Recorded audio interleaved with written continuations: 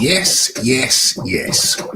It's Raphael Dawkins with the Combat Radio, and we are live. Okay, fix up my screen, get rid of that. What we're talking about today. Okay, let's get the thumbnail up. Where we at? Boom. Okay, so there we are. Got lots to talk about. What things, things. So let's look at the menu. Quick look at the menu before we start. Let's get the mic placement right. Let's have a little looky. Okay, so Richard Riakpo reacts to Badu Jack and Mukabu. Riakpo had some things to say. We're going to look at that. Joe Diaz back in the news for the wrong thing. For the wrong things. We're going to look at that. Taylor Serrano 2 is off. I see some of you pulling your hair out, rolling on the floor in dirt, asking why. Okay, we're gonna get into that too. Deontay Wilder has had a few things to say. Of course, we're gonna have to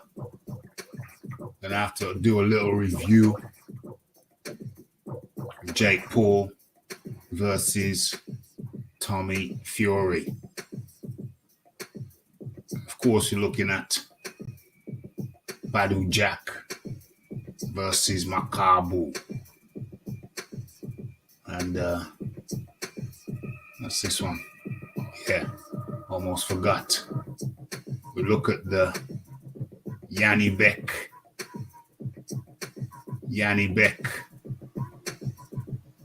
versus Liam Smith, ordered by the WBO. We're going to have a look at that too. No doubt, a few other things. Yoka versus Takam being one of them. Okay, so what we're doing now, best thing to do is do the sound check. Let's get that popping as we speak before we commence. All right, what's going on there? What's that there? Nah, that's not it. Let's go. Yep. Yes. Okay. What's this here? Just got this sign up. What's it saying?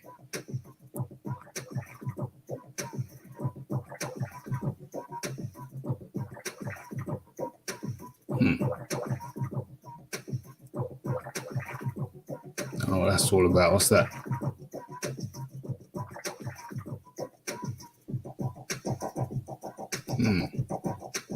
Strange little notification from YouTube. Anyway, check 1, check 2. Check 1, check 2. Let's listen. Anyway, check 1, check 2. Check. Marveloso, loud and clear, nice and precise. Okay.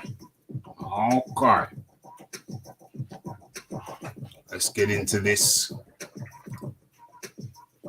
And the question is, where do I begin? Where do I begin? Where are we going to start this thing? Where do I begin? Where are we going to start this thing? Okay. The window's open. Okay. One too many for my particular particular liking. Okay, I think I see it. I think I see where we're gonna begin.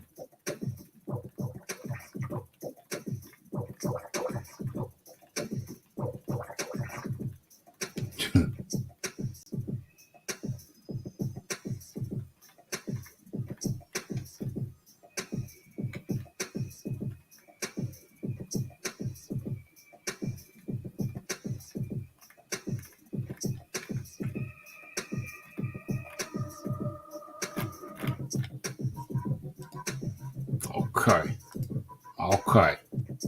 Where are we? Hit that like button, hit that subscribe button, hit that share button as we commence to do this thing. Okay. Let's line this up and begin. Where does Tommy Fury go after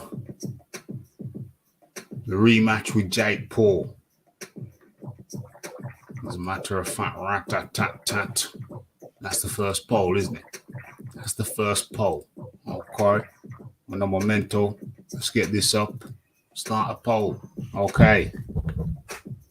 Move the mic out the way. Should Jake Paul rematch Tommy Fury?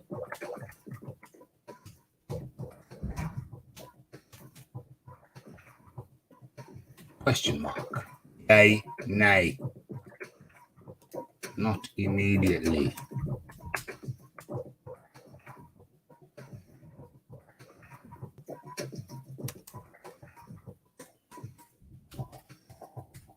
Not immediately.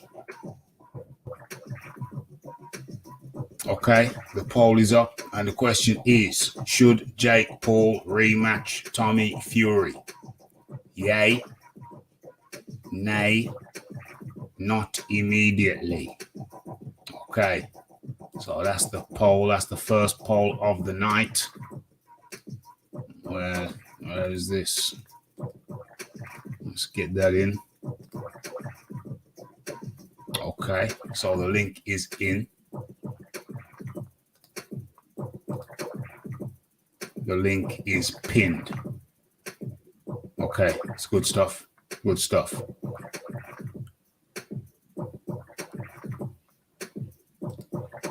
What's this? Wizard sleeve cat PI 55 SD total PI 55 the end. Okay, that's some cryptic stuff there. Anybody work that out? Let me know. And how do you do?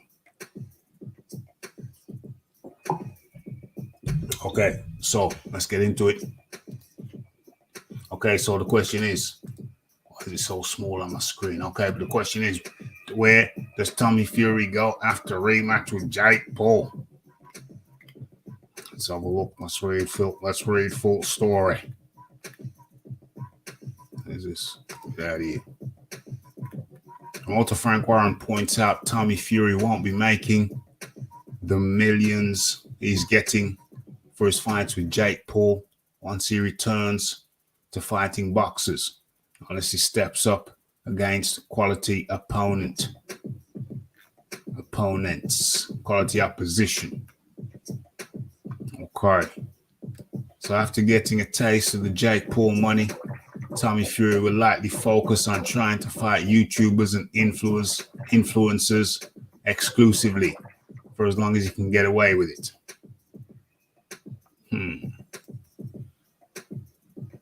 If Tommy Fury gets the rematch with Jake later this year, he'll likely go after KSI or Logan Paul and try to continue making easy money. However, Tommy spoils his way to another victory by holding all night and running. could wreck his chances of fighting other YouTuber influencers because they're not going to want to fight someone that is just going to hold and run all night long, not giving them a chance to land their punches. Was Tommy holding more than Jake Paul? I think Jake was holding. I thought Jake was holding more than Tommy.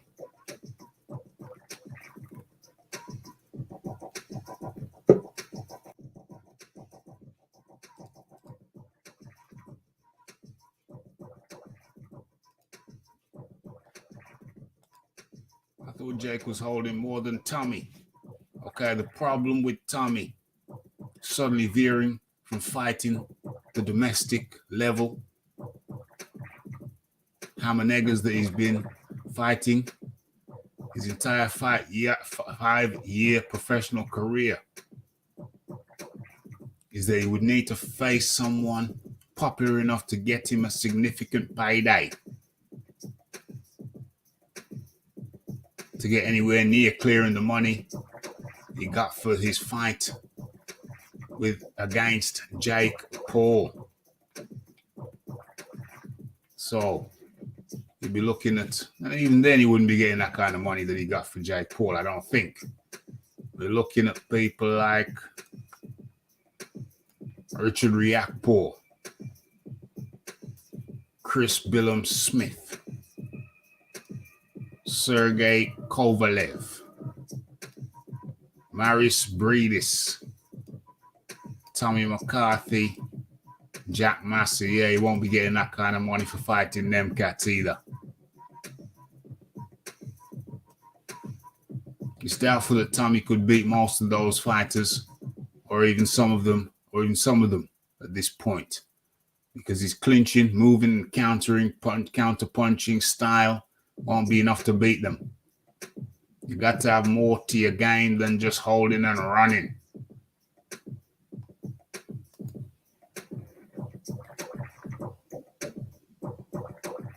It's quite frankly surprising that Jake Paul chose to fight Tommy Fury, because if he'd watched his past fights, he'd have realized he's one of the biggest spoilers in the UK and perhaps all of boxing. OMG.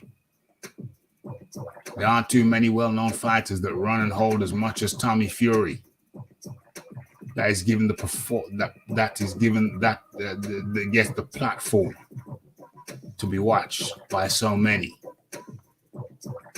Those fighters are typically ignored by the fans and are invisible.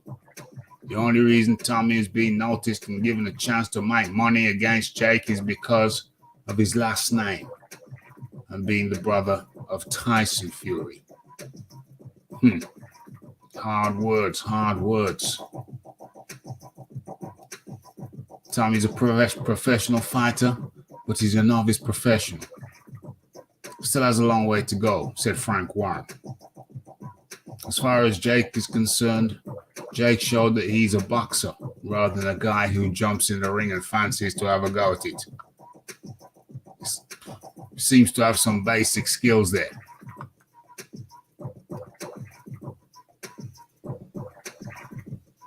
What's more intriguing is what's going to happen in the future for Tommy. Who's he going to fight? Where's he going to earn the type of money he made last night? He's not going to get that in a fight in the UK unless he really steps up the quality of opposition.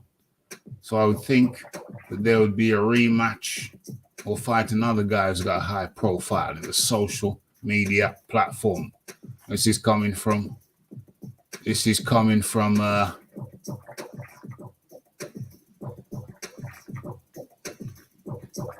Frank Warren. His name eluded me for a second.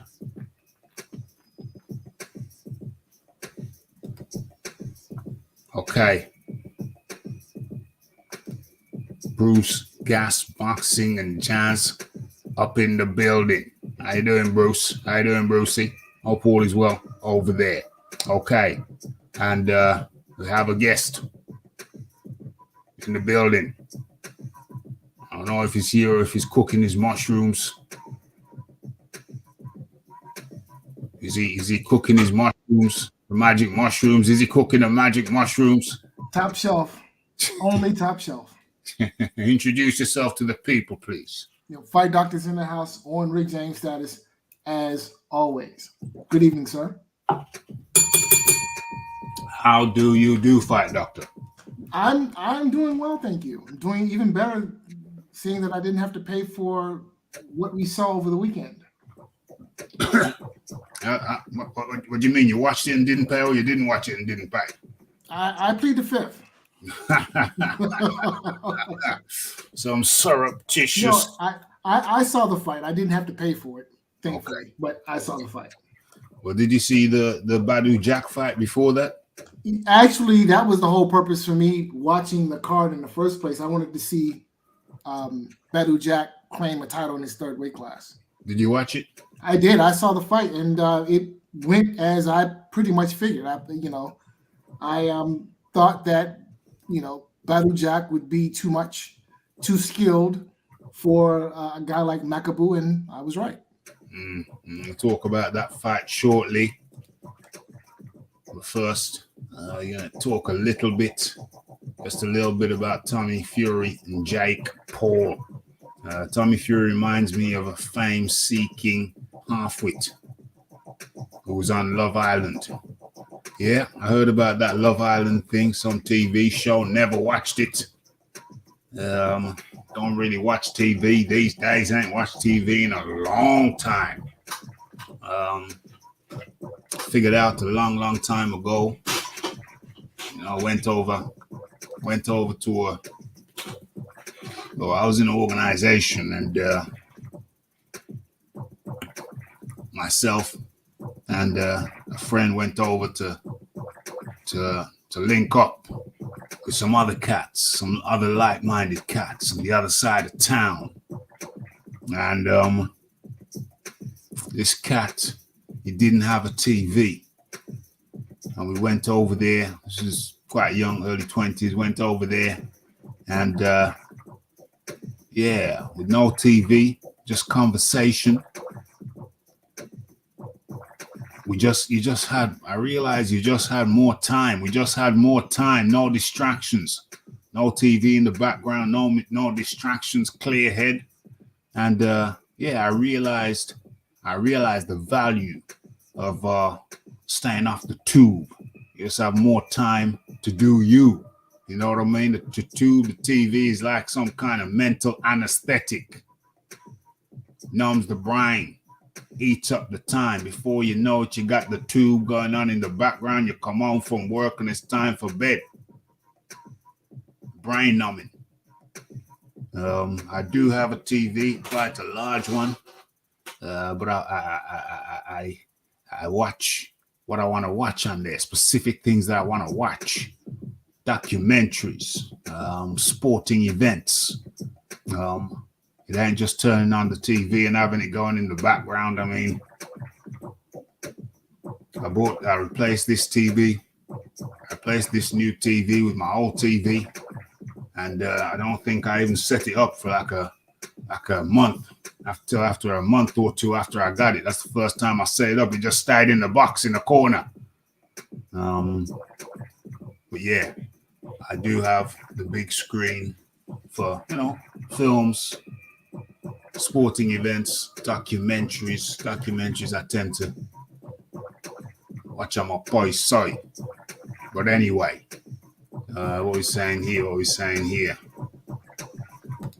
Let's have a look. When they admit that anyone can and will stream, but they otherwise would have shelled out serious cash for joke fights, then maybe boxing will change for the better. Yeah, maybe it will change for the better. Hopefully it will change for the better. It's a new dynamic. It's a new dynamic in the thing. What are we talking about? Jake, Tommy Fury. Jake Paul. Okay. My observations on that fight were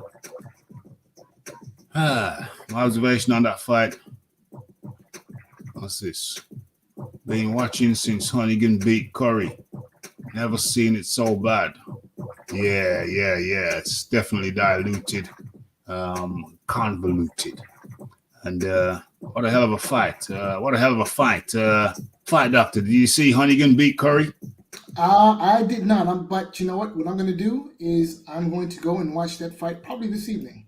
Yeah, you should do. The ragamuffin man, the Jamaican from London, went over to your side of the pond, and he beat that boy. Nobody gave him a chance. Apart from us Brits. But he went over there. He looked the cobra in the eye, and he boxed the food out of his mouth.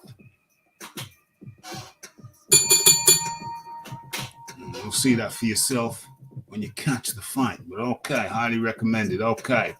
So what are we saying about Tommy Fury? Jake Paul. To me, what Jake Paul choosing Tommy Fury made sense in terms of Tommy Fury had a name. So it made sense in that respect. But Tommy Fury, even though he's not a knockout guy,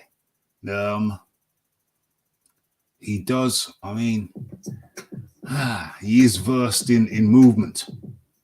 A lot of people make the mistake of going into the gym training and they're training for knockouts. They're training to hit hard, and that's all well and good. But you can't hit what you cannot see. So really and truly, first thing you should be working on when you go to a gym is your footwork. You should be working on your footwork. You should be working on your defense.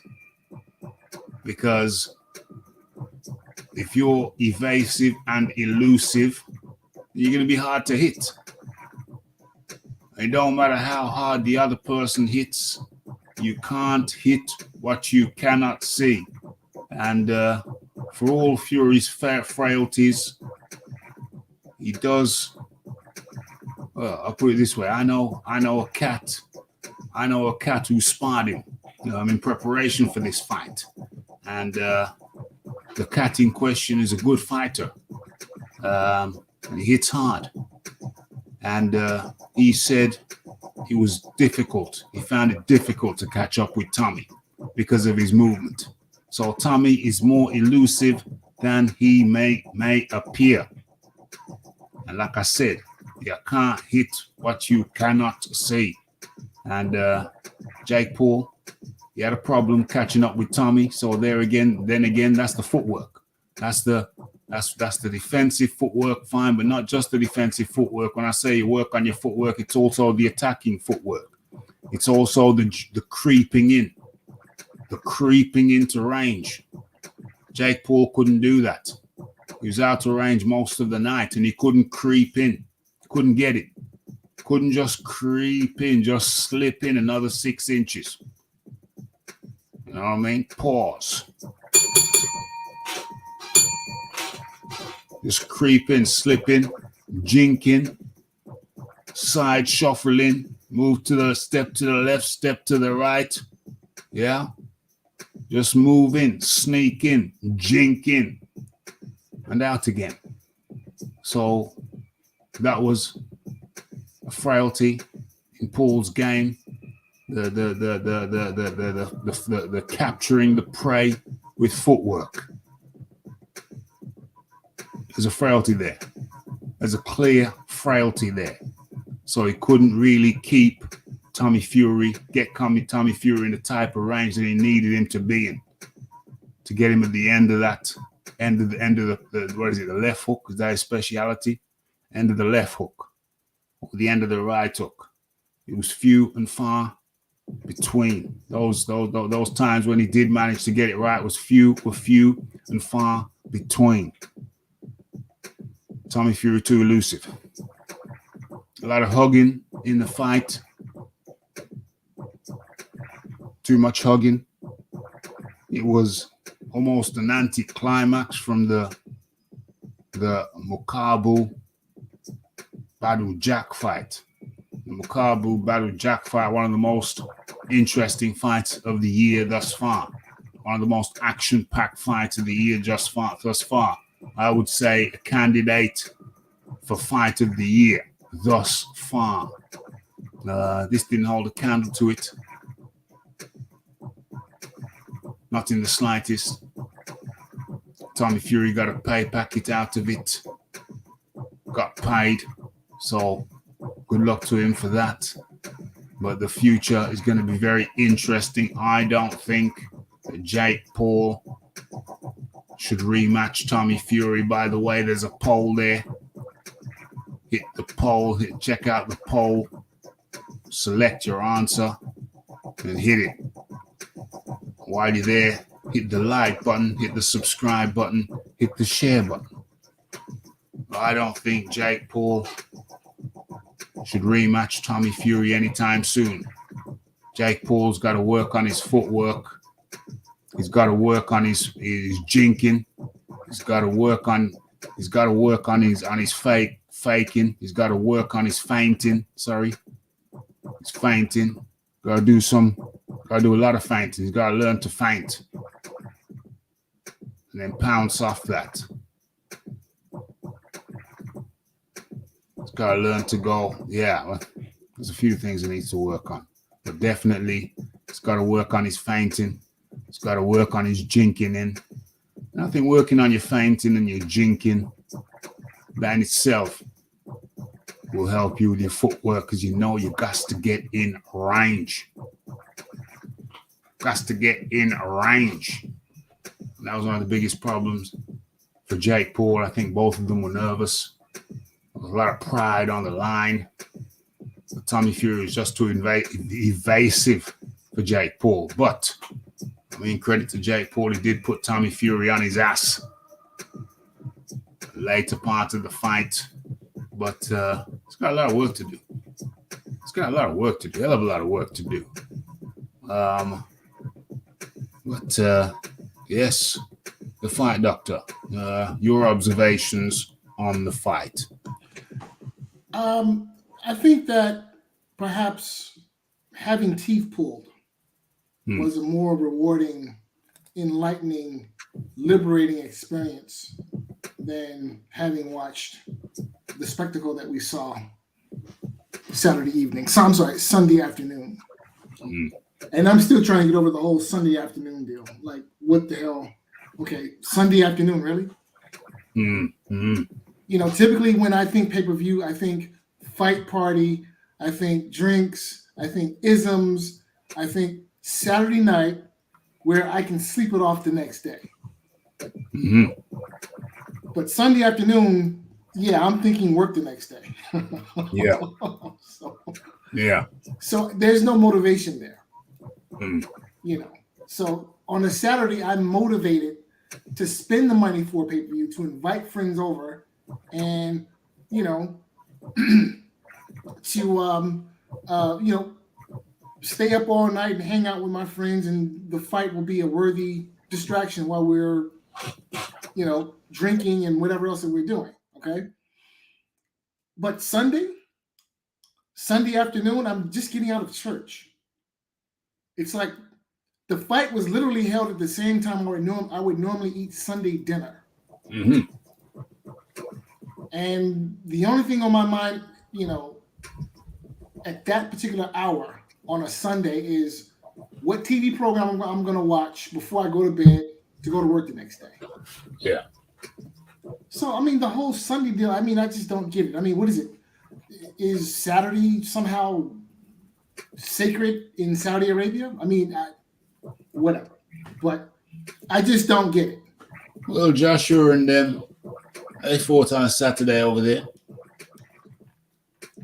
Okay, right. So we've had events on Saturdays before in Saudi. So why Sunday? I just, and Saudi is like 7, 8, 9 hours ahead of the U.S.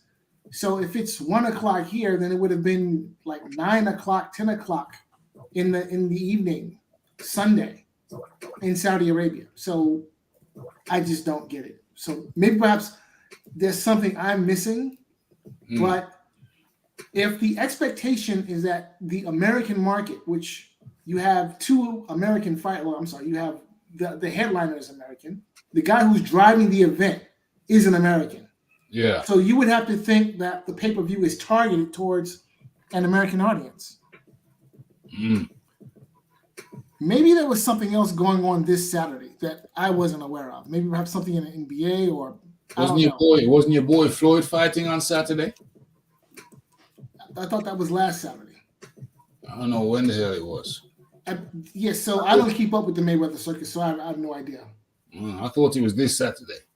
It could have been. I don't know. So maybe perhaps that was the motivation, because I know Floyd has a relationship with the Saudis. Yeah. So it would not be good form to have two pay-per-views on the same day, because Floyd, I think his fight was in Saudi. So maybe that's what the situation was. Who knows? I don't know. Yeah, I think maybe Floyd was fighting. If anybody knows. But I can honestly say that I would rather have teeth pulled than watch a Jake Paul fight. Mm-hmm. It was so Tommy Fury did nothing. Jake Paul did less than Tommy Fury. And I think that's about the most accurate way I can describe what happened Sunday. Yeah, it was Sunday. Two dudes who did nothing. Yeah. It was lackluster to say the least. And what's this year? Yeah, I would think that being that Tommy Fury is the brother of the heavyweight champion of the world, somehow that would translate into maybe perhaps some better sparring and better preparation. Yeah. But we didn't see that. No.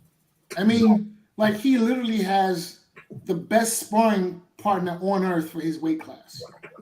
Quite literally. But Who's that? Tommy Fury. Oh, you're talking about Tyson Fury. Yeah. I don't know. Do they spar? I suppose they would. But I would think that if you are the brother of the heavyweight champion of the world and you're fighting around his weight class, which he's fighting at cruiserweight, you would have to spar with your brother. Of course. In preparation for what is the biggest fight of your career, financially at least. Yeah. So, and plus, you would think that being that your brother's the heavyweight champion of the world, you would navigate in certain circles that would make exceptionally good sparring available to you because of your proximity to the heavyweight champion of the world. Yeah. But that was not apparent Saturday night from what I saw with Tommy jab and grab Fury. Yeah. Who, in my mind, looks like a 6-round fighter. And that's being generous. Well, he has been a 6-round fighter. Yeah, well, he looked the part Saturday. Yeah. Well, this was his first 8-rounder. Like I say, I think he's more elusive than he looks. I know somebody who was sparring him for this fight, and he said, he was harder to hit than expected. I couldn't get my combinations off. So Tommy's better than he looks. He ain't great, but he's better than he looks. Well, if he's better than he looks, that's not saying much. Well, it ain't saying much. It's saying a little. So, what do you think? I thought the decision was fair. I thought so. I think I can't remember what my scorecard was, but it was the same as one of the judges. I think it was, what was it? It's around here somewhere. I ain't gonna go through my files right now to find it, but yeah, my scorecard was consistent with the judge. That of the most sensible judge. There was a sensible score, and there was a score for Paul. There was a score by a long margin for Fury, and then there was a more sensible score for Fury. I think 2 points was in it, and that matched my scorecard. So, yep, I had it to Tommy Fury by 2 points on my scorecard. Yeah, so when I was looking at the fight, I thought maybe perhaps you could have given Jake Paul 3 rounds. Yeah. 3 rounds and Tommy 5. Yeah, that was pretty much my scorecard. So yeah, I was happy with it. Deontay Wilder felt differently, but we can get into that shortly. Yeah, as a matter of fact, we will get into that shortly. But before we do that, let's have a listen to what people have been saying. Watching boxing since Hunnigan beat Curry. Never seen it so bad. Yep, that was so unexpected. What a fight. What a hell of a fight. Oh, what a fight. Oh, what a night. Curry was being groomed for Hagler before the Hunnigan fight. Yeah. I got the feeling Curry thought it was going to be a walk in the park. He found out different. Went to Puerto Banús Bullring to see Lloyd defend against Gene Hatcher. All that way for 40 seconds. OMG. Garbage split decision. Split decision. I was comfortable at the time we won that. Some of the greatest fights I have seen were on weeknights. All of a sudden, boxing decides it owns Saturday nights. Ali Fraser, Leonard Hearns, Gomez Sanchez were all on weekdays. I could go on and on and on. Yeah, good point. There used to be a program here in the United States called Tuesday Night Fights, USA's Tuesday Night Fights. And there were a number of gyms. Mm-hmm. Tuesday Night Fights. I heard about back in the day. Way back in the day, but a number of gyms. I heard about that. I heard about Tuesday Night Fights. Where are we now? Let's keep it moving. Which direction? Where would she stop? No one knows. Well, as a matter of fact, rat-tat-tat-tat. Hold on. Before we go there, let's just share Deontay Wilder's thoughts on this matter as we move. Did you agree with the decision? I didn't. I thought he was tired. Did you agree with the decision? To the world, more love, less hate. Did you agree with the decision? I didn't. I thought he was tired. Jake Paul won. I think the referee gave an immature point, took away. And I don't think he did because he didn't even give him no warnings. Yeah. He just automatically took it. You said, I think the referee gave an immature warning. I think he means premature, the fight doctor. I think he means a premature point deduction, not immature. Didn't give him no warnings. And that was, and I think the knockdown Jake needed that to put him right there on the edge at least. Put him right. Jake needed that knockdown. He needed it, mate. Needed it. What's going on? Where is it? There it is. It's time or win. How much does this make you want to fight in Saudi? How much does this make you want to fight in Saudi? Oh man, before coming here, that's the reason I'm here. To come and enjoy the festivities that's going on. And talk business about me coming over here. So everything was good. Everything was a success. I love the atmosphere here. I love the peoples here, and Prince Khalid, he's a beautiful man, a beautiful soul, man, and we appreciate everything they've done for us. One question the fans want to know in the UK: is there any truth to you signing with Eddie Hearn at all or not? That's negative. Okay, thank you. Is there any truth to you signing with Eddie Hearn or not? Prince Khalid, he's a beautiful man, a beautiful soul, man, and we appreciate everything they've done for us. One question the fans want to know in the UK: is there any truth to you signing with Eddie Hearn at all or not? That's negative. That's a negative. That's a no. Frank Warren? No, Eddie Hearn. No, I'm asking, but maybe he's been talking to Frank Warren. Oh, I think that would be an even bigger negative. Frank Warren ain't got deep pockets like that. And if you're signing with Frank Warren. So Frank Warren is the UK promoter for Tyson Fury, is he not? Yeah. He's also his company Queensbury. They're in some kind of bankruptcy kind of saga. So he's got money. He's got money, but his operation typically over the last few years, it has not been as robust as Matchroom. So yeah, there's a bankruptcy thing on file. He's not going to go bankrupt. He's been in business for 3 or 4 decades now. So he personally is fine, but the company books, over the last few years haven't been the healthiest. That said, his fortunes have hit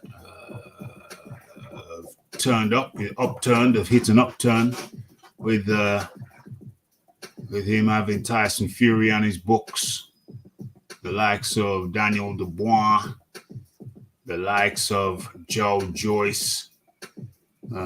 So yeah, he ain't going bankrupt, but he's a wily fellow. Yeah, he doesn't have the deepest pockets in the game, but he's got Tyson Fury. Would Deontay Wilder want to jump over with Tyson Fury on the side of Tyson Fury? I highly doubt it. I suspect what next for Deontay Wilder? I suspect he said no to Eddie Hearn. He said that's a negative. But does that mean he would not sign some kind of deal, even if it's just one-off fights or 2-fight contracts? Would he sign a deal with DAZN? Because remember, when they were trying to make the Joshua fight, he would not meet with Eddie Hearn, but they did attend a meeting. They being Wilder, Shelley Finkel. I heard Al Heyman was there, and of course Lou DeBila. They're all there for a meeting that Lou DeBila set up with DAZN. Eddie Hearn wasn't there, and of course Al Heyman and them kind of stopped working with Lou DeBila after that meeting. How dare you offer our fighters such great riches? How dare you? How dare you, Lou? How dare you introduce one of our top guys to these guys who are offering him millions? And they're not going to pay him in installments. They're not going to break him off a little bit this week, a little bit next week, a little bit the week after. You heard what Adrian Broner said. It went from 10,000 to 5,000 per week to a couple hundred bucks. So how dare you introduce our guy to these money men, these men with big bags of money? How dare you? So they got rid of Lou DeBila on the strength of that, because of that. So He said no. First of all, he never said he would never sign with Eddie Hearn. He said he had not signed with Eddie Hearn. That's a negative. He never said he would never sign with anything that Eddie Hearn is associated with. He never said that because he attended the DAZN meeting. So I suspect that him making a deal or saying yes to a deal with DAZN, I suspect that is not out of the question. Time will tell. Time will tell. Okay. As we continue to move. Disappointing news from the world of female boxing. Amanda Serrano injured. Katie Taylor rematch postponed. So, what's this here? Amanda Serrano has suffered. Amanda Serrano has suffered an undisclosed injury, resulting in a postponement of her May the 20th rematch with undisputed female lightweight champion Katie Taylor in Dublin, Ireland. Matchroom Boxing revealed the news of the 34-year-old Serrano's injury, saying that talks are underway between teams for a revised date for the bout. Taylor Serrano 2 rematches being talked about being moved to September, which is a lengthy postponement for sure. But we don't know what the extent of Amanda's injury is. For the fight to be pushed all the way back to September seemed to suggest that Serrano's injury is serious and one that will take time to come back from. Given the grueling bloodbath that Serrano was recently involved in with a successful title defense of against Erica Cruz on February the 4th, it's not surprising that she suffered an injury. Okay. Serrano took an enormous amount of punishment from the younger, more powerful, upset-minded Cruz in that fight. And it would be asking a lot for her to bounce back from that war to face Katie Taylor just 3 months after. And that's that's back to back. You know what I mean? It's kind of ambitious timing. Was it careless timing? I don't know. But no doubt, presumably, well, I think almost for sure, Katie Taylor, she's not injured. So I presume Katie Taylor will be taking a fight before then. Where are we now? February, March. She'll be fighting in February, March, April, May, June, July, August, September. Yeah, I'd imagine she'll be fighting at the latest in May. When was this supposed to be? When was this fight supposed to be? It was supposed to be, May the 20th. Yeah. So different location, different venue, probably keep the same date. May the 20th. And after that, she's got what? June, July, August, September. She's got 4 months to, 1 month off and then 3 months to prepare for Serrano. So I expect to see Katie Taylor in the ring around the same time. Around May 20th. Fight Doctor, what say you? Just one of those things. Boxing is a tough sport, and these things happen, and at the end of the day, we just have to move on, and I hope she makes a full recovery, and I hope that we see the fight. Yeah. Talking about seeing the fight, did you see the Jeremiah Spence versus Subral Mateus. Unfortunately, no, I didn't get a chance to see that fight. Yeah, heard that it was a hell of a fight. The brute strength and the iron chin of Sobral Mateus factored into his decision to pull his fighter out of the fight in the 5th round. Zacharias notes that previously unbeaten punts couldn't put a dent in the chin or hurt the body of Mateus. So Mateus, heck of a powerhouse.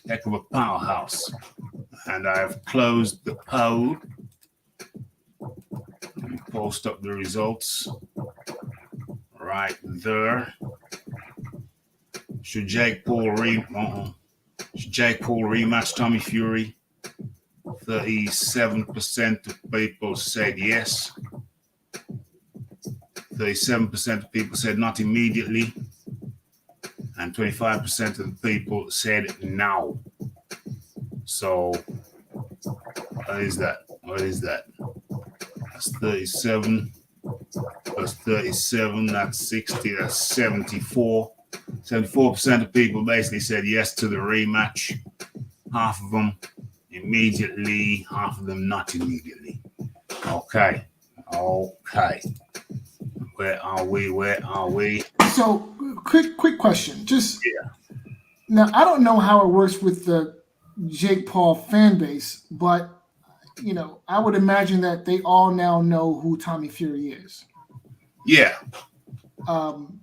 So, what now happens with Tommy Fury's marketability given this loss? Given the win. I mean, no, it was a loss for Jake Fury, so it's a loss. Oh, it's not right, Jake. So we're talking about Jake Paul. I'm sorry.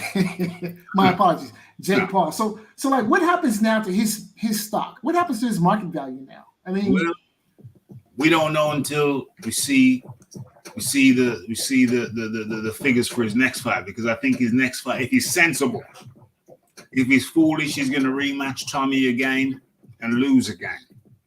Because I think it's going to take him a little while to acquire the skills that he's going to need to acquire to beat a Tommy Fury, to beat a mover, to beat a mover and holder.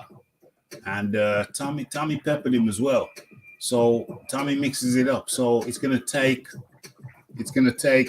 a bit of time for Jake Paul to acquire the skills, the movement, the feet.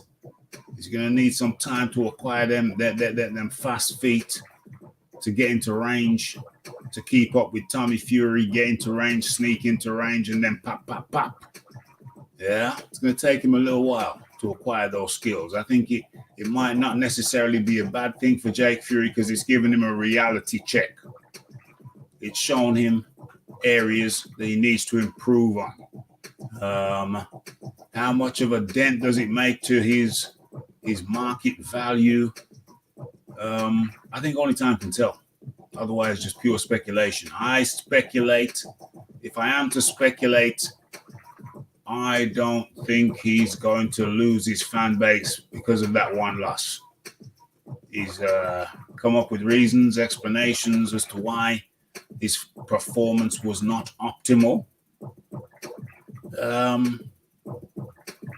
But I think, likewise, I think a certain amount of people will have a certain amount of respect for Paul for the fact that he actually went in there for the first time and fought a real boxer. So, he took a loss. So that's a loss. But he may have gained a modicum of respect in the process. So it's very much up in the air. But the smart thing for him to do would be to go up against another. Go back to fighting another YouTuber. That will probably be in the form of KSI. I believe Paul is better than KSI, but then I also believe that KSI is going to look to do what the only guy who's beat Paul thus far did.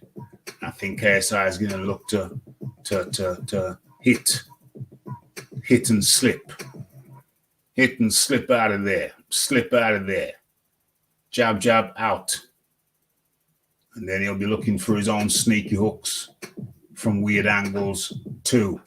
But but Jake Paul doesn't need 2 losses back to back, I think that might significantly put a dent in his shiznicks. You know what I mean? So I think he needs to forget about this talk of a rematch for now. He's got to forget about Tommy Fury for a year and work on the things that he needs to work on to beat Tommy Fury, because those things that he needs to beat Tommy Fury is going to need them for other fighters too. So he should look at it as a warning, as a blessing, show him what his level was, and show him what the level he's got to get to is. That's what I think about that.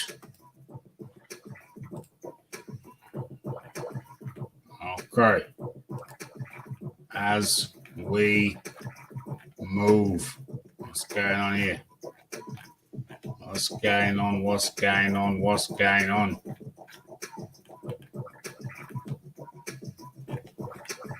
Let's move on. Okay. All day. Let's have a look at this. Boom. Don't know if you heard this, people. But Terence Crawford has been ordered by the WBO to defend his title against Alexis Rocha.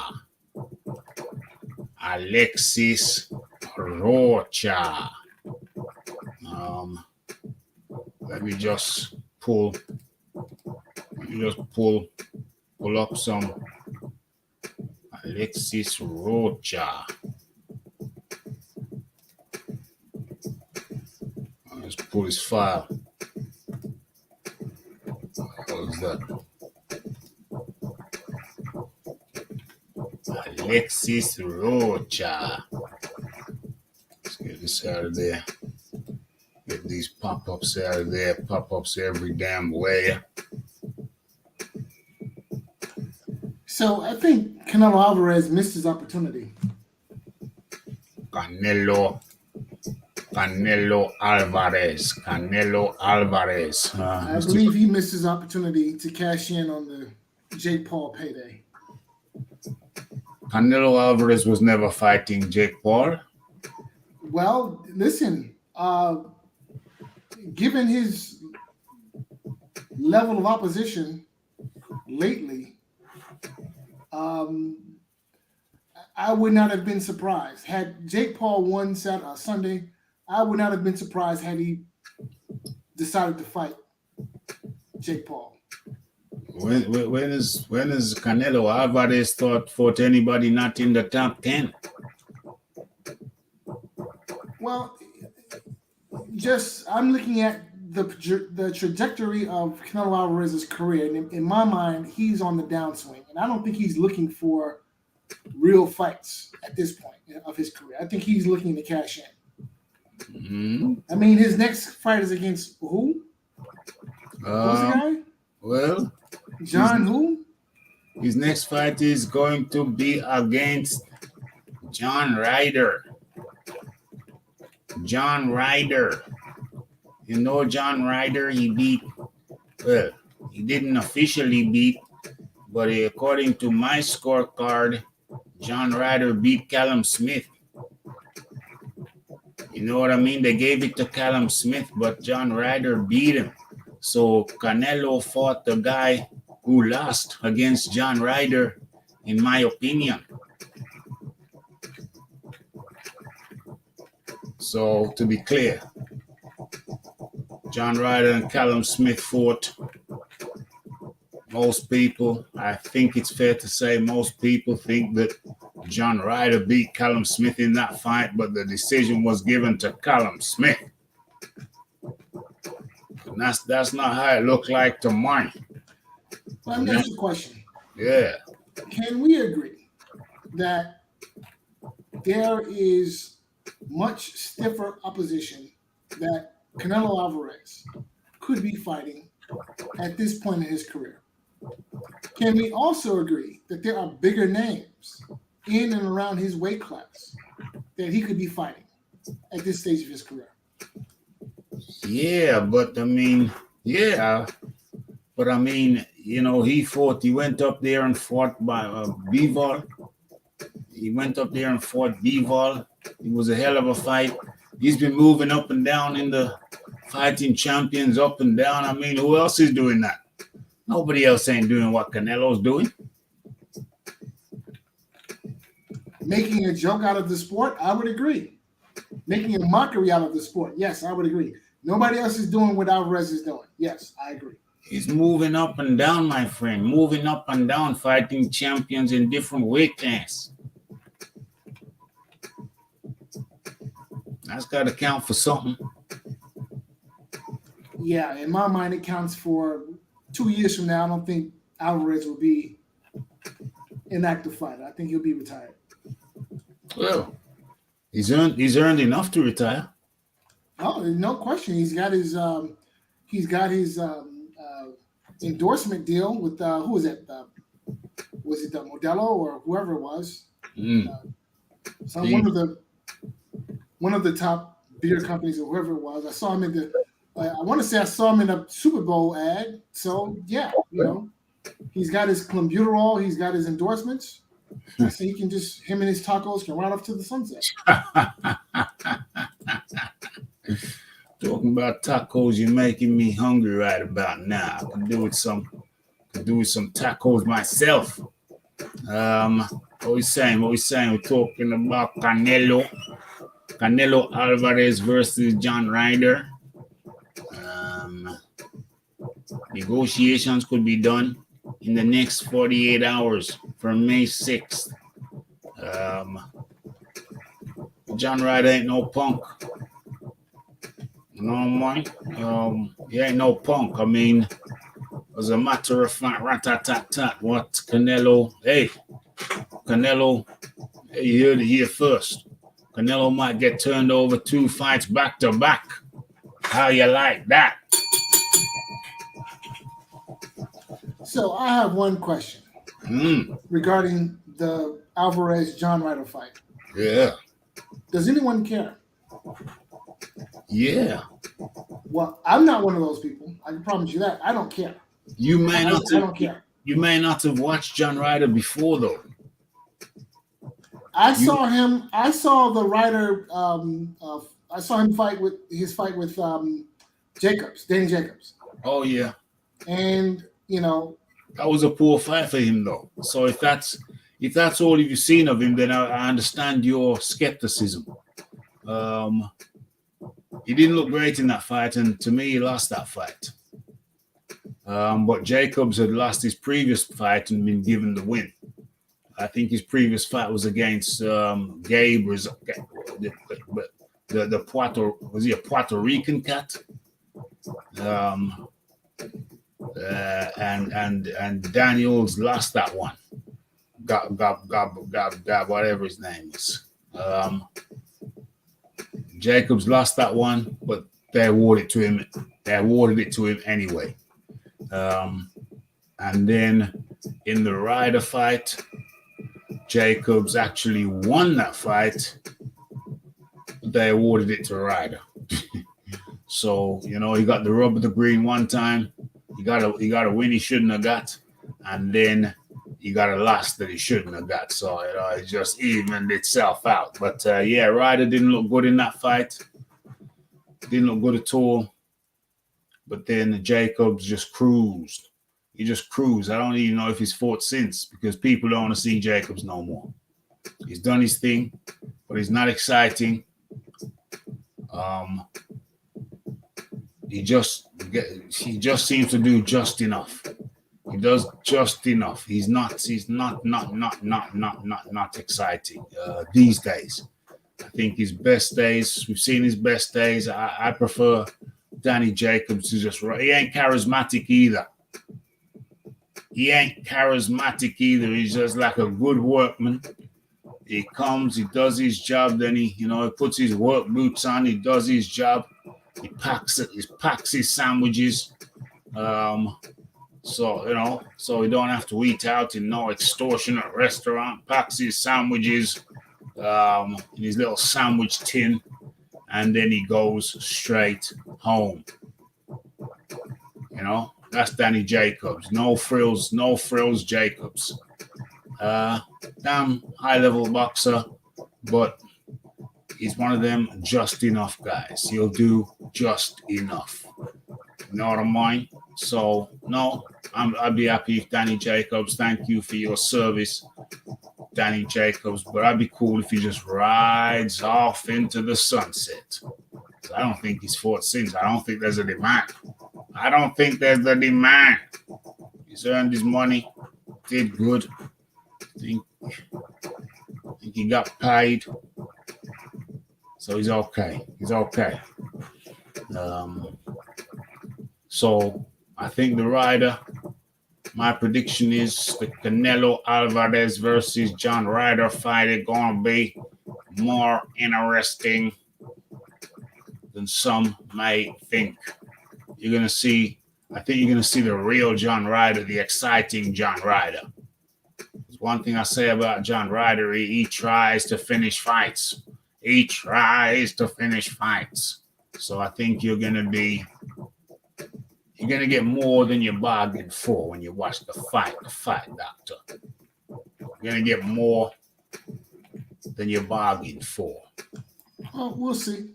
Well, we're definitely gonna see because it looks like the fight is gonna get made. So yeah. It looks like the fight's gonna get made. They're talking about Canelo v. John Ryder negotiations could be done within the next 48 hours for a May the 6th fight.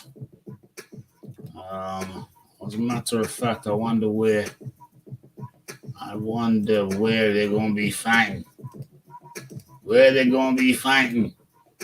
Let's have a look.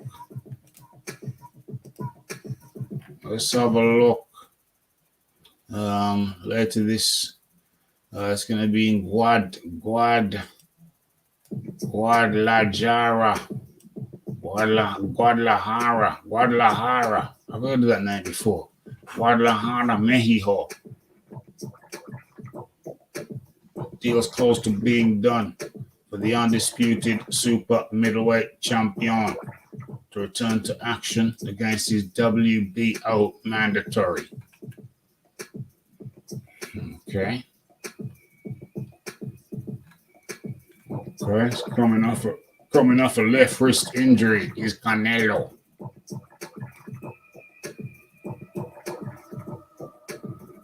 Canelo will bail. Fans will bail on the zone if Canelo versus Ryder is on PPV. It could be a mistake choosing Ryder because he's got a great engine. And he's going to pressure Canelo every step. Every little step I take, every step of the way. Force him to fight harder than he'd like or is capable at this stage of the career. I'm telling you the fight, doctor. Put a couple dollars on John Ryder. Put a couple dollars on it. You think he beats Cinnamon? Do I think he beats Canelo? In Mexico, nonetheless. He's going to need to knock Canelo out just to get a draw in Mexico. Yeah, that's a good point. But anyway, put a couple dollars on him doing a lot better than you thought he would. That's what I'm saying.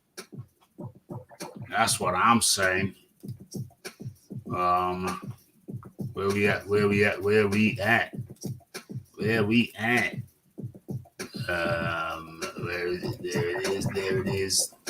There it is. Oh yeah. Oh, we haven't even talked about Mind you, before I forget it, I might as well spit it. There I be. There I be. There is this piece. There is this piece. I know. Oh, there it is. Okay, so guys up on the screen.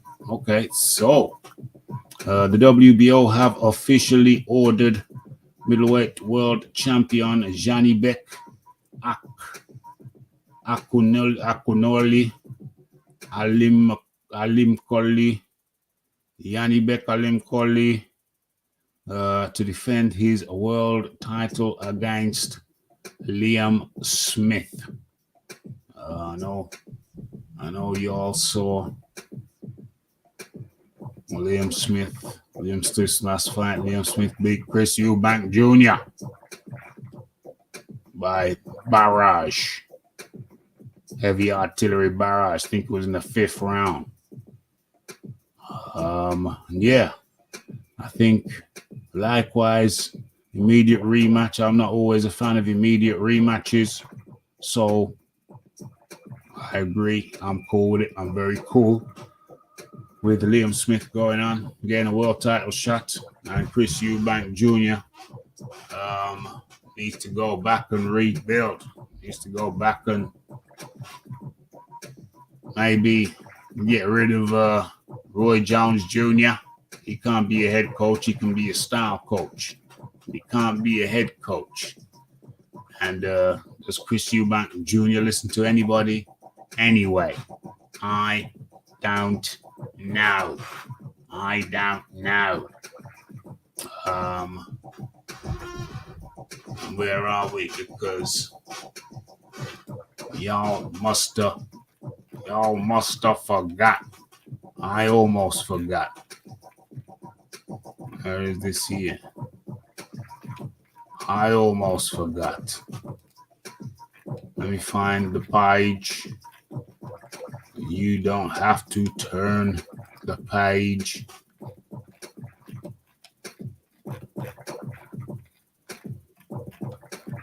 Where is it?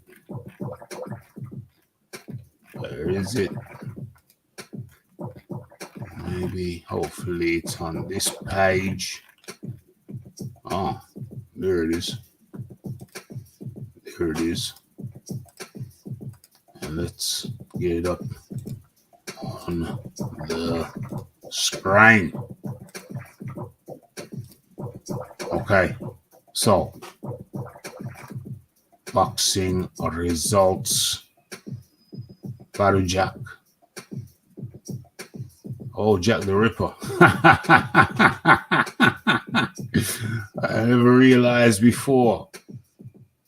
Did you realize the fight, Doctor? Why they call him the Ripper? I didn't realize that it's type battle off it and it's Jack the Ripper. Did you realize that? I think he adopted that moniker later in his career. Yeah, that's a newer thing. Yeah. Jack the Ripper. I only just realized it's Jack the Ripper. I didn't understand the Ripper. Why the Ripper? Jack the Ripper. Why the hell would you want to name yourself after a notorious rapist? Well, so on this side of the pond, that term Jack the Ripper was sort of popularized by LL Cool J back in the early 90s. Oh, yeah. So in a sense, you're seen as someone who's like a bad MFer. Yeah. Well, over here, I'm just going to Google it to make sure I'm right. But I'm pretty sure that Jack the Ripper. Pretty sure that Jack the Ripper murders occurred in the East End of London. And there's been 2 Jack the Rippers. I think there was a latter-day Jack the Ripper. So there have been 2 Jack the Rippers, the original Jack the Ripper, and then the latter-day Jack the Ripper, who was a notorious rapist / murderer. What the hell am I doing? Trying to find something. seeking, searching, trying to find. Oh, that's too small.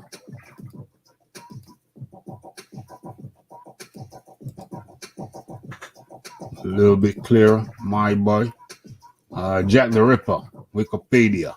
Jack the Ripper was an unidentified serial killer active in and around the impoverished Whitechapel district of London, England, in the autumn of 1888. 1888.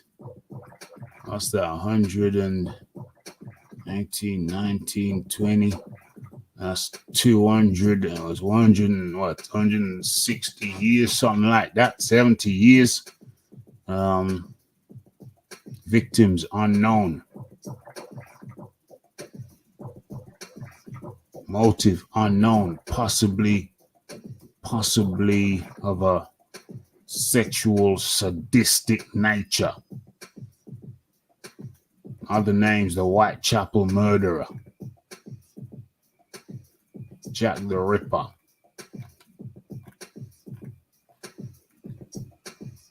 Jack the Ripper Museum. Jack the Ripper victims. So who was he? He's an unknown guy. They never caught the original Jack the Ripper. Yeah, but they have theories, and one of the theories says that he was a member of the royal family. Well, if they could prove that, that would be interesting. A whole lot of theories. What's the likelihood that it would be a royal family member would be looking to? Honestly, I think that theory holds a lot of weight in my mind. Well, what weight does it hold? Well, just given their conduct. I mean, you have a privileged class of people who are used to getting their way, who are not used to hearing the word no, and who, through their actions, demonstrate that they feel like they can do whatever it is that they want to do.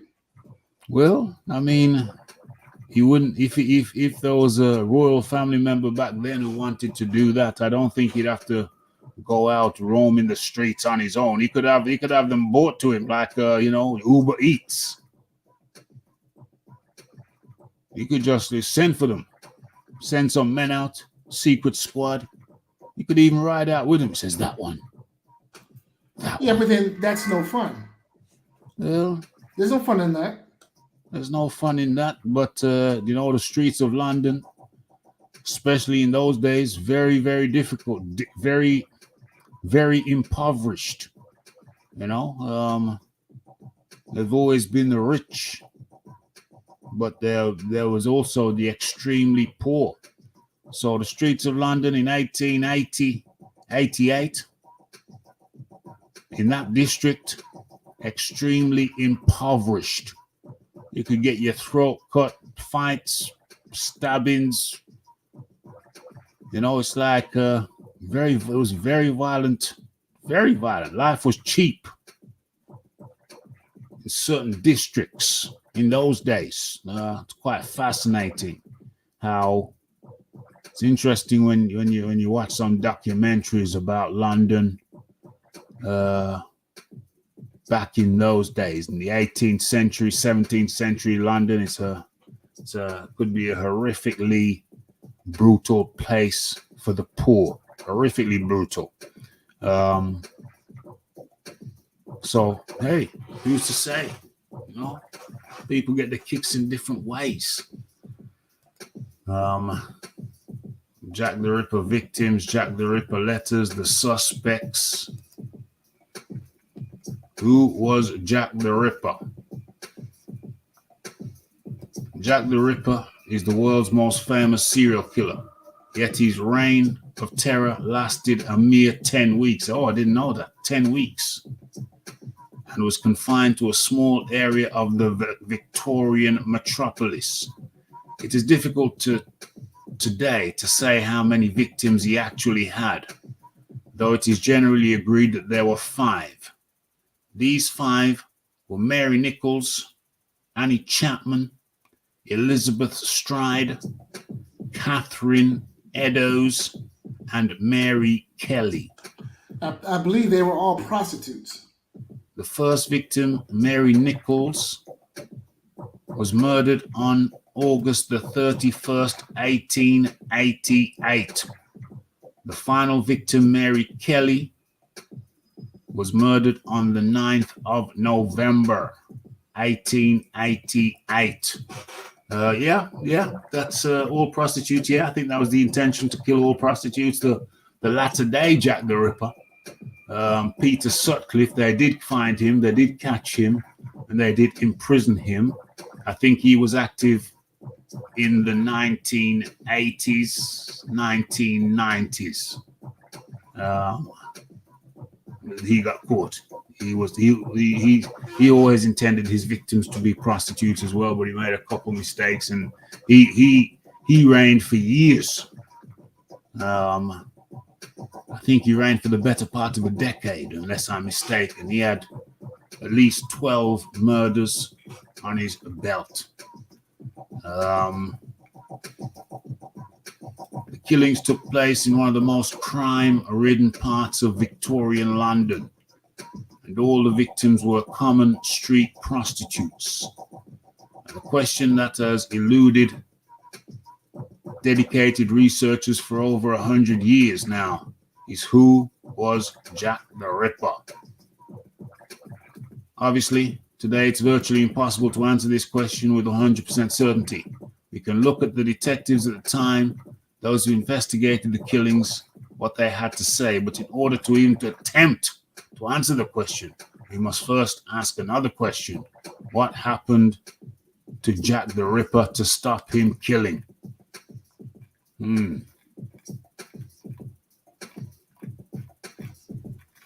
What's the scenarios? 1, he may have died, possibly by his own hand, shortly after he killed Mary Kelly.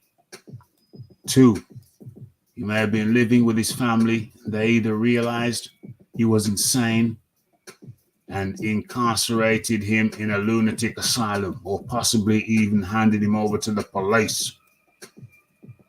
A third, though unlikely, explanation is that he moved somewhere else, continued killing, and the connection was never made. This is an unlikely explanation, since the murders were reported all over the world, and had a similar killing spree occurred somewhere else, there is little doubt the connection would have been made. The fourth and most likely scenario, however, is that at some stage in the days or months that followed the murder of Mary Kelly, the police finally got a break they'd been hoping for since the killings began. And Jack the Ripper was finally caught. Well, if he was finally caught, I mean, why was it not advertised?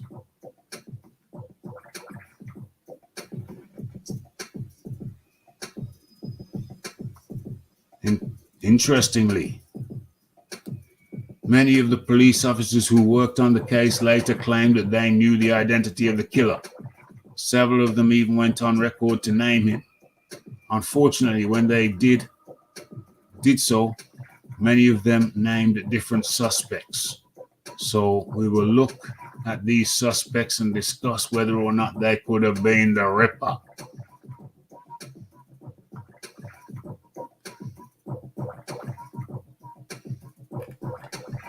Okay.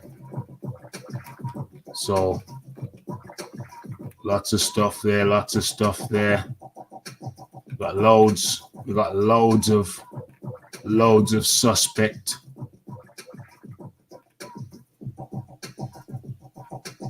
Loads of suspects. Okay. Can't go into that right about now. What's going on? Let's come out of that. I'll keep that for later reading. There's a link to this page. Let's copy that. Drop that in the chat. That's the link to that page. It's right there. I think you can see it. Yup. It's right there. Yup. Let's come out of that. Let me see if I can see. Oh, what we were thinking about, what we were talking about. Okay, so just your brief thoughts and observations of the Badou Jack versus Makabu fight, the Fight Doctor. Well, it was. I thought it was good to see Badou Jack pick up his third title. Or I'm sorry, not his third title, a title in his third weight class.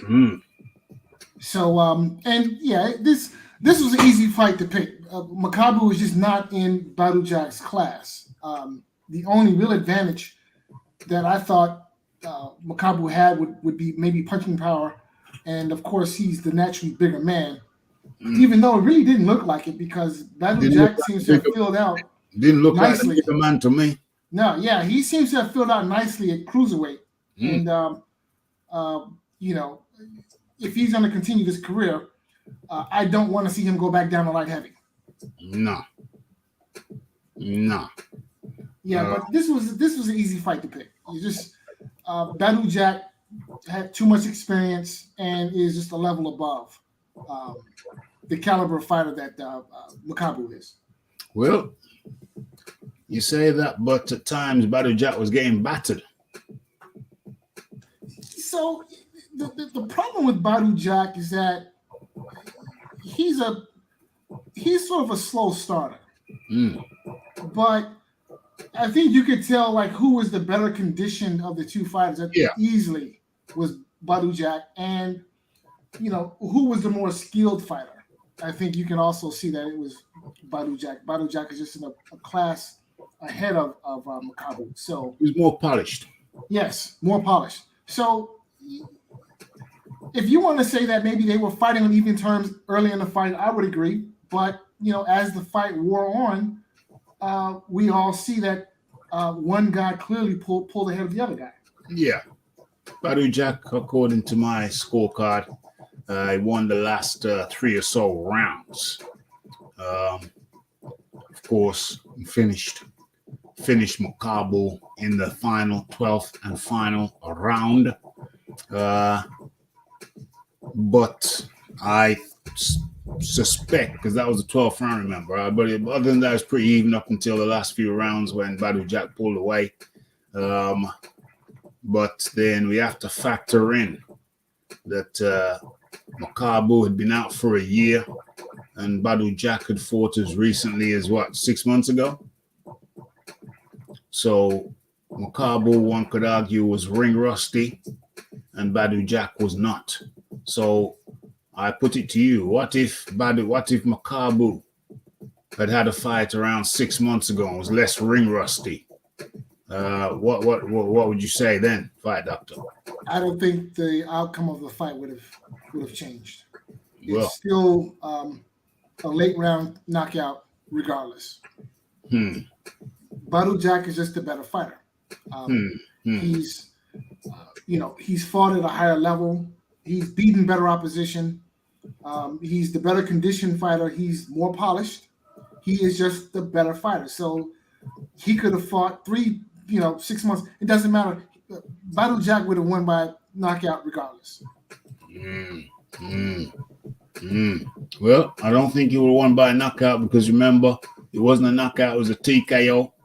And it required the referee to step in. So if Makabu was better conditioned, then he could have made it out of the 12th round, could have gone to the final bell, plus he could have picked up another couple of rounds. So that means that we're on a cliff edge, we're on a cliffhanger.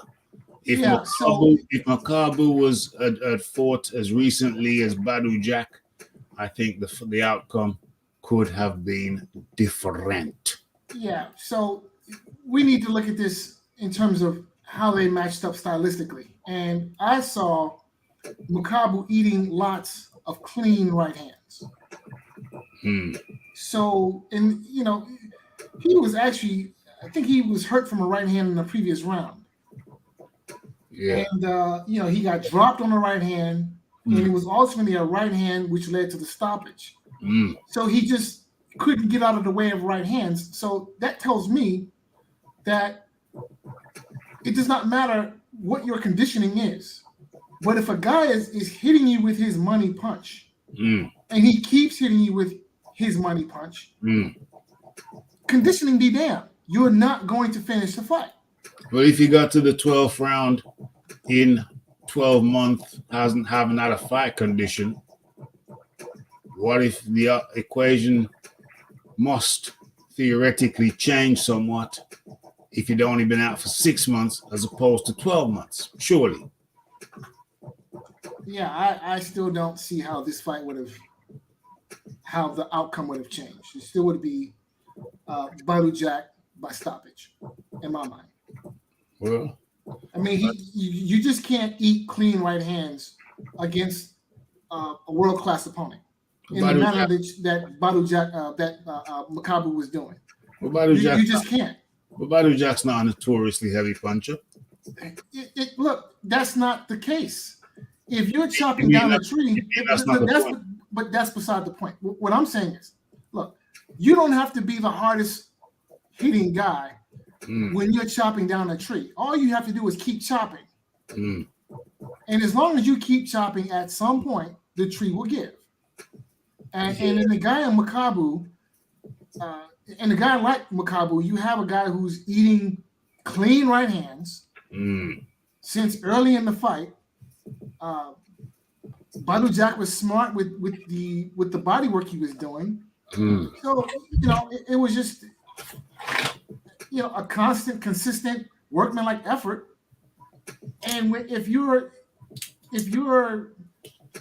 Makabu, then listen. Makabu isn't, he hasn't been in a ring with world-class guys on the level of a Badou Jack. Tony Bellew knocked him out. Okay, so then what happens when he fights world-class opposition? So what are we talking about here? Well, I think you've proven my point.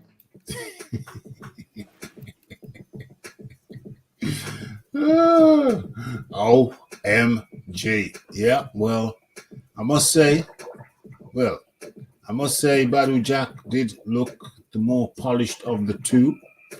Makabu has always been I kind of like his style, but he don't move his head out the way often enough. And to me, it's always problematic when a fighter doesn't have the instinct, doesn't have the wherewithal to slip a punch. I think it's one of the most basic things in the world. The punch is coming, slip it. Slip to the left, slip to the right, slip it. If you can slip it, slip it. Certainly develop the skills in your formative years. But hey, not all trainers are built the same way. You have some trainers who don't instill, who don't have an instinct for good defense. So they train their fighters based on attack. And that can work out really well. Up until a point.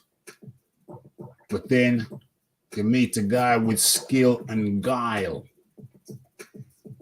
with the cunning, the craftiness of the snake, and the cunning of the fox. He'll lure you into positions and then pop, pop, pop. And because you're one of the unfortunate ones who came up under a trainer who didn't have good defensive instincts, didn't pass on good defensive protocol to his protege, and then you get a bag of fighters who don't know how to move their damn heads off the center line. I've been training for 10 years under the same damn trainer and never learned to move their head off the center line. Never talked about it. Nobody talked to them about it. They weren't schooled in it.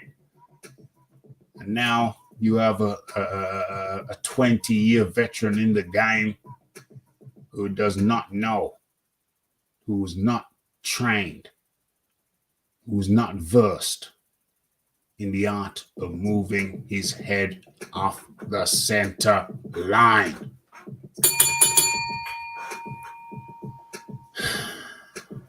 You know, and that's just incomprehensible to me. It's incomprehensible, but it happens every day. We see it every day. Veterans in the game who don't know. You see, in martial arts in general, you have a ranking system. You know, you might start off with a white belt, you move on to a yellow belt, you move on to a blue belt, you move on to a purple belt, you move on to a brown belt, and eventually, if you stick at it, you can get up to a black belt.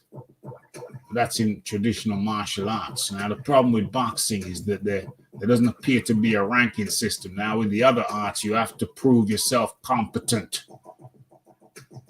You have to prove you're competent to say, okay, I've achieved the highest competence level of a white belt. I'm ready for my yellow belt. And before you can move on from your yellow belt, you have a test. You say, okay, let's prove that you've moved up to the highest level of competence for a yellow belt. And then if you pass that competition test, then okay, you've moved past your yellow belt and you're ready for your blue belt. And before you can move on from your blue belt, you have a kind of test as a how you call it, as a meeting, big meeting. Blue belts or yellow belts from around the area and beyond, they congregate and you get some kind of competition. You get some kind of assessment where you have to prove that you've reached the highest level of competence for the yellow belt. Then you're on to the blue. And to move from the blue, you have to prove that you've reached the highest level of competence for the blue belt. And you progress to the brown. So the problem with boxing is that you don't have to prove competence in all of the basics, at each of the levels. So you can get a guy fighting for a world champion. You can get a world champion who is not a competent all-around boxer. And when you think about it, it's quite damn bizarre. Because you get cowboys in the game. Cowboys in the game might have a little bit of money in their pocket. They say, let me put my money on this cat. Let me put my money into a little boxing gym. I ain't achieved nothing, but I know a few of the basics and I can teach them the basics. And then the guys on there never really progress past basics. And you don't even teach them all of the basics. You just teach them the basics. And through talent and, well, through guts more than anything, through guts and toughness, you can take them to a certain level. But then beyond that, that's when they get undone because they haven't mastered all of the basics. They've only mastered some of the basics. And there's some of the basics they've never even heard of. And that's highly egregious to the Rafi. That's some kind of cowboy training system. They ain't proficient. There's no ranking system. They're not proficient in all of the basics. That's why when I was a kid coming up, I really didn't. I had an almost instinctive distrust of trainers, even as a young boy coming up, because I think I'd watch boxing films. I'd watch, some of them black and white films where the boxer just get chewed up by the system. The boxing system gets paid off to lose. If you don't lose, you get a bullet in the back of your dome. I think I must have watched some of them films as a little youngster, short pants, and it kind of seeped into my psyche. And I think when I came of age and I was going to boxing gyms, I had an intrinsic distrust intrinsic distrust of trainers. Are you gonna teach me everything I need to know, or are you just gonna teach me some basics of the basics and throw me in? Intrinsic distrust. But anyway, that's my little rant for the day. Is there anything else you would care to say before I shut this thing down to Fight Doctor? So what do we got coming up? That's a good question. Let me just pull that page up. So I want to say we've got. So of course we have Callum Smith. I'm sorry, Caleb Plant and David Benavidez. That's coming up in the next month or so, I believe. Just closing down a few windows. And I think that's like the next major fight we have coming up, if memory serves me correctly. I'm just closing down a few a few windows, and then what is this here? Why is it always giving me aggro? Why is this page always giving me aggro? Always asking me to save. What is this? Measure content performance. All right, go ahead. Okay.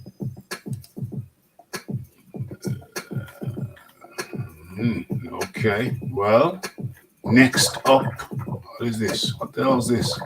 Next up is Figueroa versus Masago. And that's March, this Saturday coming. Who's showing that? Showtime. US Showtime. Doesn't appear to have a UK broadcaster. With you American cats, it's going to be on Showtime. What's this? For us over here in England, we got Ritson versus O'Hara Davis. And that's also on Saturday, March the 4th. That's 10 p.m. Ring walk time. Let's see who the British broadcaster is for that. There's the British broadcaster, Newcastle Arena. Who's the British broadcaster? It ain't showing me. It ain't showing me right away, I guess. They'll fill in the details on that shortly. We got Abdulalev versus Nunes. That's Tuesday. That's a Tuesday night fight for you American cats. Why is it not showing me who's broadcasting these things? Okay, they need to sort that out because we need to know. Maybe he ain't got no TV deal. Okay. Aziz versus Freire. That's Saturday, the 11th of March, 9 p.m. ring walk. That's European time. And in the US, it's being shown on ESPN Plus. In the UK, it's Sky Sports Action. So that's Dan Aziz versus Freire. And that is, why am I not showing this? What the hell am I thinking? Why am I not showing this?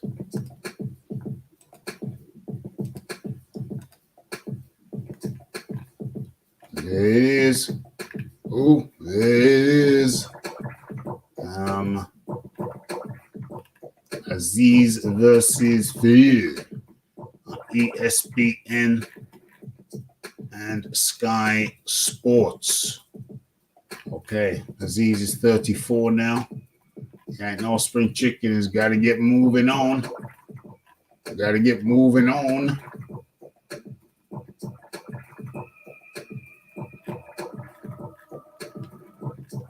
light heavyweight ring ranking is 10 WBA. This is for Dan Aziz. It's 2 WBC, 5 WBO, 7 IBF, 9. Ring Magazine ranked 10, WBA ranked 2. So that's certainly one that I'll be watching for sure.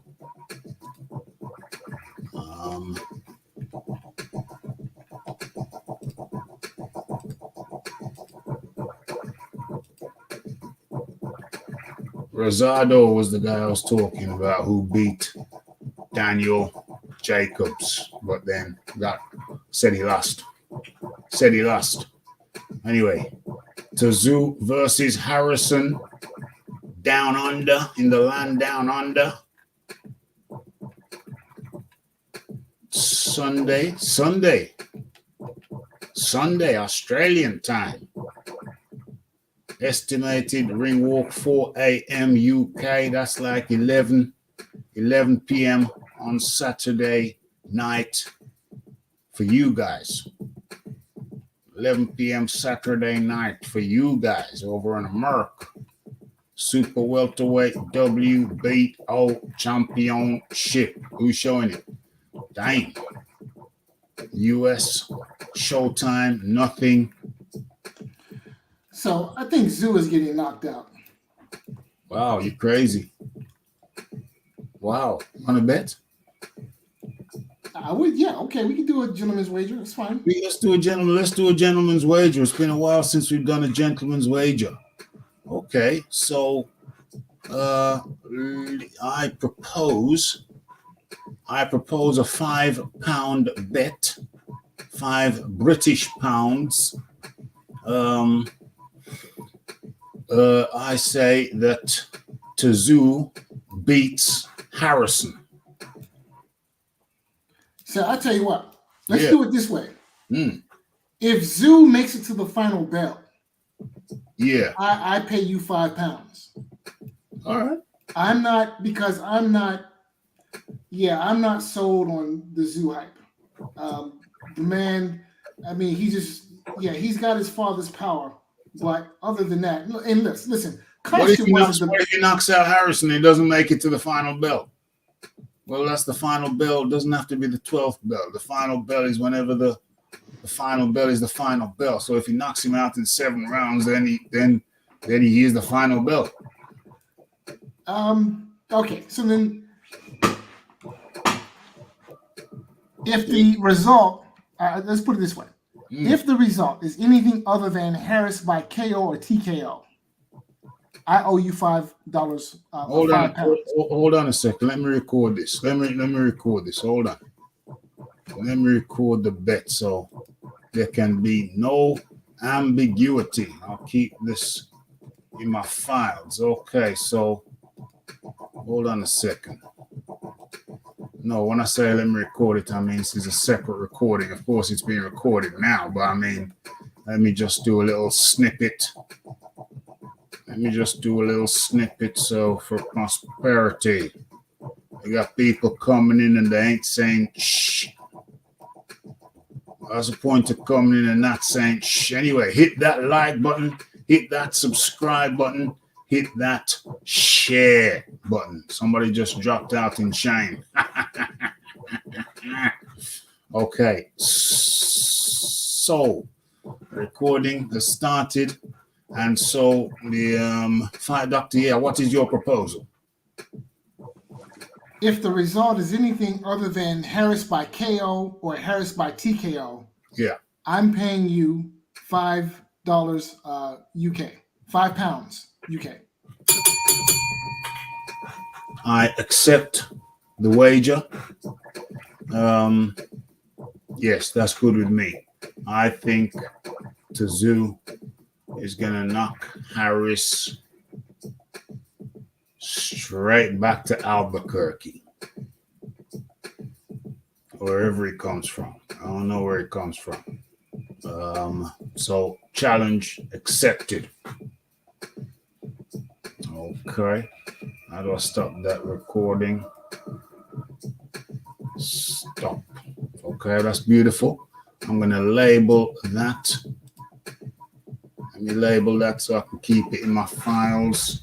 To Zoo.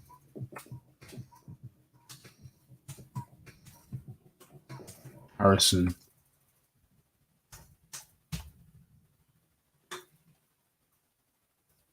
Save. Okay, that's beautiful. That is beautiful. What is that? That takes us up to March the 18th. Okay, so we've had the rundown on that.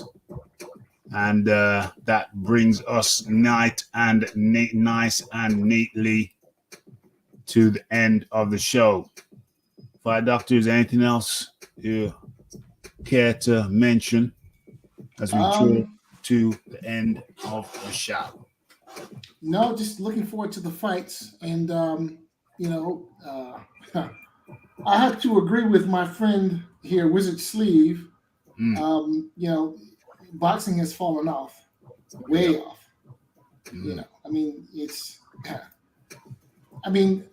We are in a place now where you have a guy who fights on YouTube fight a guy who isn't ranked in the top 15 in any weight class, and the fight is on a pay-per-view. I mean, in what world does this happen? In what other sport does this type of spectacle happen? Well, boxing's a cowboy sport. It's full of cowboys. Yeah. Always has been. So that's why it's possible. That's why it happens. Know what I mean? Mismanagement, messing around, so people want something different when they can't get the fights that are naturally supposed to happen. Look at the UFC. The two guys are supposed to fight each other, then you can bet you by golly, wow, they're going to fight each other. And there ain't no 5-year maturation BS. 5-year maturation, 5-year marination, 5-year ruination. And none of that BS. Not of mine. Yes, sir. Yep. So, but absolutely looking forward to the fights. Looking forward to the fights. Looking forward to the fights. Fight Doctor, thank you for your participation. And we'll speak again real soon. Thank you, sir, and thanks again for having me. And I certainly enjoyed our discussion. So thank you, sir. 100%. Okay, folks. That was a Fight Doctor joining me today. What's the name of the show? Deontay Wilder says now to Matchroom. The original wrap-up show where we talked about this, talked about that, talked about a whole heap of things. Whole heap of things. Be sure to look out for the videos. Be sure to look out, check out the live shows. Be sure to hit that like button, hit that subscribe button, hit that share button, hit all of the good buttons. And be sure to tell a friend, to tell a friend, to tell a friend, who might then go and tell another friend. That's it. It has been a pleasure. Shout out to the Fight Doctor. Shout out to all those who came and saw. For sure, hit all the good buttons. It's the Raphael Dawkins. It's the Combat Radio. It's the like. It's the subscribe. It's the comments. It's the shares. And it is the hitting the bell icon in order to stay updated with news and notifications. Have I not just said that? Have I not just said that? Don't tell me the Rafi is repeating himself. OMG. What's left for me to say is blessed.